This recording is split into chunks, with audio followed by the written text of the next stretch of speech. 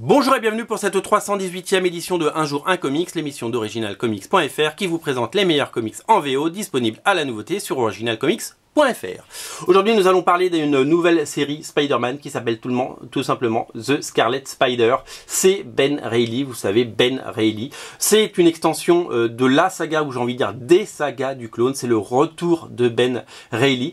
Et aux commandes de cette nouvelle série, c'est un numéro 1 à ne pas rater. Il y a des magnifiques variantes d'ailleurs, je tiens à vous le signaler, disponibles dans le rayon Spider-Man. Je vous mettrai le lien dans le descriptif de la vidéo. C'est Peter David, un vieux de la vieille, et qui a toujours une écriture aussi efficace, toujours autant d'humour et toujours autant de talent, qui fait des merveilles sur Spider-Man comme il a su le faire déjà dans le passé. Il a dessiné un nombre incalculable Il a écrit un nombre incalculable d'épisodes de Spider-Man sur multiples séries.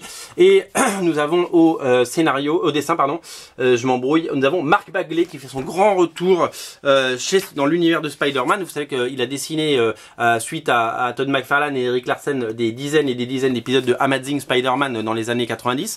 Sachez qu'il a dessiné une petite centaine d'épisodes de Ultimate Spider-Man scénarisés par Brian Michael Bendis dans les pages donc du Ultimate Spider-Man qui sont disponibles en deluxe et qui sont en train d'être réédités chez Panini en VF, donc ça c'est plutôt une bonne nouvelle. Et donc il fait son grand retour et on se rend compte parce qu'il a fait beaucoup de choses, plusieurs projets, notamment les X-Men, et ça lui collait pas vraiment. Il a fait plusieurs projets hyper intéressants.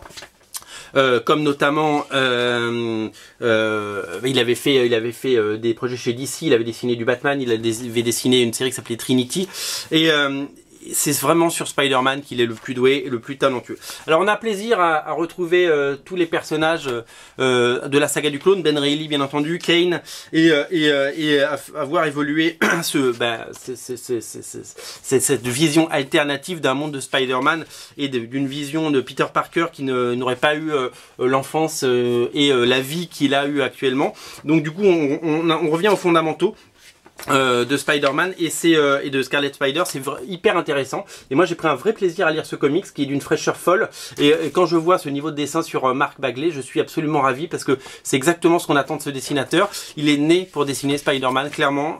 C'est le dessinateur ultime de Spider-Man. J'espère que après ce run sur Scarlet Spider, il aura les honneurs de redessiner ou peut-être de relauncher Spider-Man, la série normale, puisque c'est lui le dessinateur numéro 1 de Spider-Man depuis plus de 20 ans.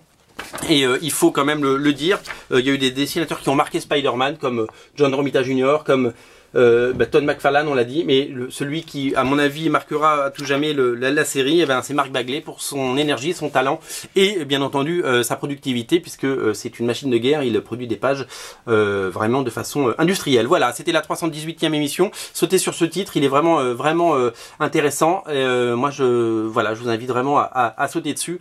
Ben Reilly, The Scarlet Spider numéro 1, disponible sur originalcomics.fr. On se retrouve très vite pour une nouvelle émission. Salut.